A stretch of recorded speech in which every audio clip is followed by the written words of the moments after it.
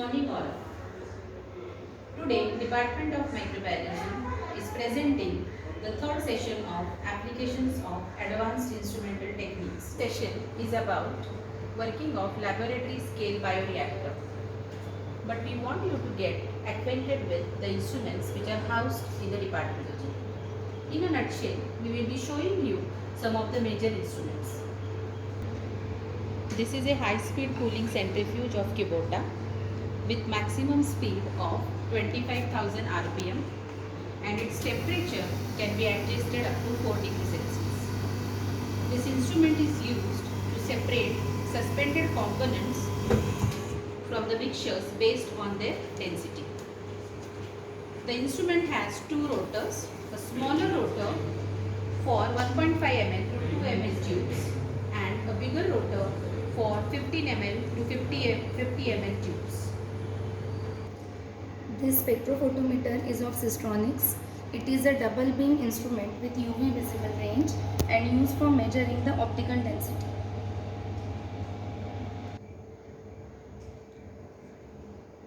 Autoclave from the make Equitron. Autoclave is used for sterilization of media and glasswares under 121 degrees Celsius temperature and 15 psi pressure.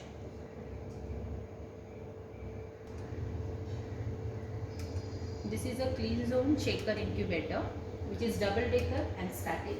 It has universal clamps. It is used for providing aeration and thorough mixing of nutrients while growing the organisms. We have one more shaker incubator of Remy and it is also used for the same purpose. Incubator is from Biotech company and used for culturing animal cell lines. The temperature and CO2 concentration can be monitored and maintained as per the requirements of cells. This is a fridge of Make laptop with a wide temperature range and it is used to store microbial cultures.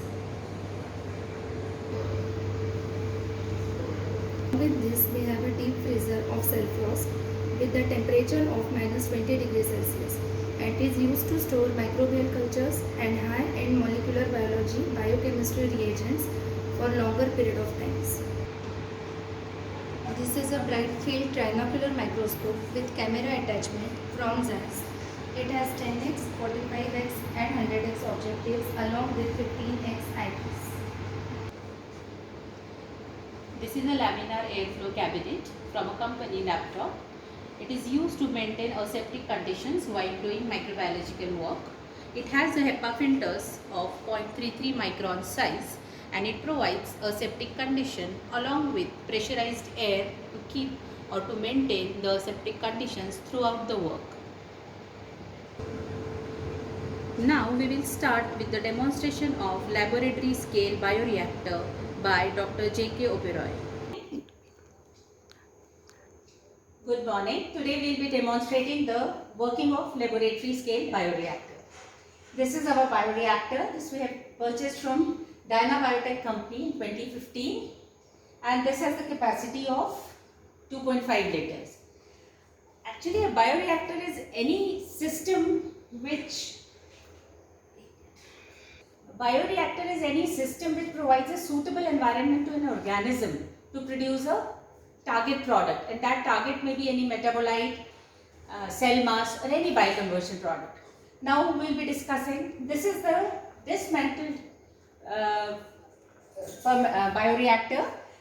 We will be discussing its individual components and then we can remantle it.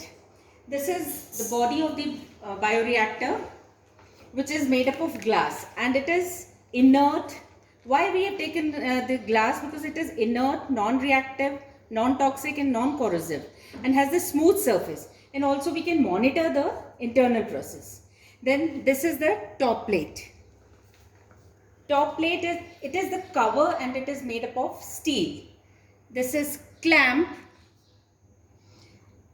which compress the top plate onto the vessel. Now here there is a seal or gasket. This gasket which separates this top plate from the glass vessel and also it prevents the air leakage. Now this is drive motor. This is drive motor which is used to drive the mixing shaft. Now this is impeller This is impeller. This is mounted to a shaft through the bearing in the lid of the bioreactor, and it is driven by this motor. It is fitted with these impeller blades. These are the impeller blades. These are of open turbine type. This rotate at high speed, causing vigorous stirring and agitation of the medium. Agitation actually ensures that a uniform suspension of microbial cells is achieved in a homogeneous nutrient medium. Then these are the baffles. These are attached to the sides of the wall of vessel and helps in the proper mixing of the medium and microbial cells.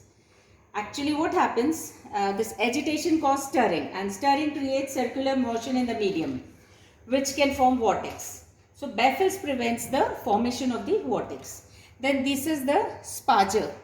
This is an air supplier after filtration. This is ring sparger, which has orifices of 1 by 32 to 1 by 64 inch size, and it can produce air bubbles up to 100 times of the pore size. Now the primary purpose of this aeration is to provide microorganisms in submerged culture with sufficient oxygen for their metabolic requirements. Then this is the sample pipe. The pipe through which sample can be withdrawn. Actually this is laboratory scale fermenter, so we are withdrawing the sample from this pipe. Otherwise in industrial scale fermenters, the sample pipe is located at the bottom of the fermenter, and from this pipe only we are introducing inoculum in it. Then there is a pressure gauge, which is to release the pressure created by the different gases which are produced during fermentation. Then we know as bioreactor is a controlled process, and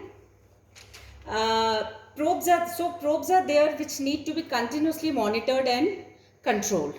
So this is the control panel by which we can fix the probes, by which we can fix the whatever is required, and from here we can control.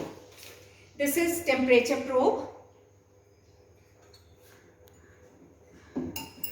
This is temperature probe in which temperature sensor is attached. Temperature sensor is inserted into this, and the optimum temperature which is required for the fermentation is fixed in this control panel. If we see if the temperature is increasing or decreasing from the optimum type, as the processes are all enzyme regulated, so enzymes are very sensitive to pH and temperature. So as the temperature begins to rise or decrease, we can start the airflow from it. And this is the jacket through which air flows. This is the jacket, and the water is entering from this pipe and going out from this pipe, and it is water, when it is entering the vessel, it is going through this, and this can lower the temperature of the medium. Then there is a pH probe through which we can control the pH. If it is increasing or decreasing, we can monitor it carefully. Then there is a foam probe. Foam probe is inserted in the vessel and it touches the top of the medium. If the foam starts producing, sensor immediately detects that the foam is producing, so we can add anti-foam agents. Then there is the pressure gauge. Now we have poured the media in it, in the fermenter. Always the working volume of the this bioreactor will be 2/3 of the total capacity, total volume capacity. This 1/3 of the fermenter vessel should be kept as head space, because that will be used for some foaming, splashing, or any aeration will be. So this head space should be left open. And as this is a laboratory fermenter, we will remantle it, we will seal it, and then this full fermenter will go in the autoclave for sterilization.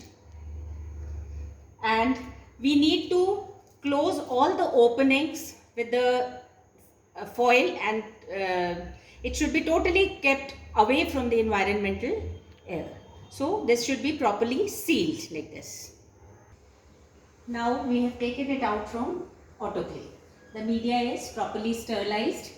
As we have sterilized it at 121 degrees Celsius temperature and 15 pounds pressure, so we need to keep this one screw open in order to release the gases or the pressure caused by steam. So after sterilization is over, we can put this screw down. This is now control panel. We have put it on. Now we have to start the process. So before starting the process, we have to fix all the controls. Like this is first is temperature control. Now here we have to fix whatever is the optimum temperature of the process. So we have fixed it 37 degrees. So this dead end is this 0.5, means if it increases or decreases by 0.5 degrees Celsius, it's okay. Otherwise, if it increases more, then we have to put on the water jacket. Then this is agitator control. Agitator control means the agitation should not be very high. If it is very high, it will cause shearing of cells. If it is very low, it will not, means proper mixing will not happen. So we have to fix some rotations per minute of this impellers. So we will fix here what should be the RPM of this agitator. Then this is fermentation time. Fermentation time means, fermentation time. Now we have fixed a fermentation time.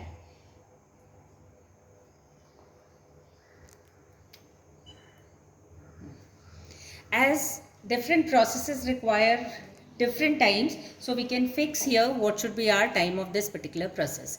Then we can start the fermentation. This is air loop through which we can start the air loop.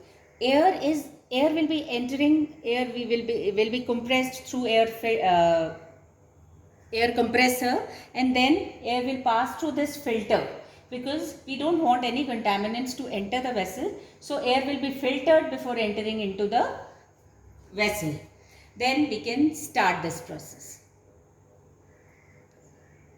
Now this was the inoculum port through which we have to add the inoculum. Now I am adding the inoculum of yeast. It goes inside through this pipe.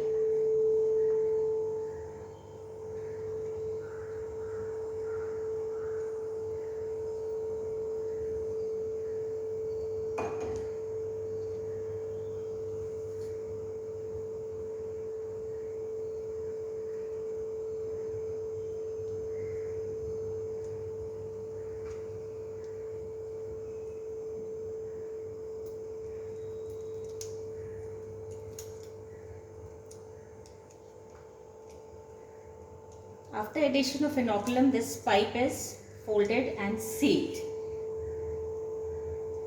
Now we can start the process by starting this impeller. Panels have started.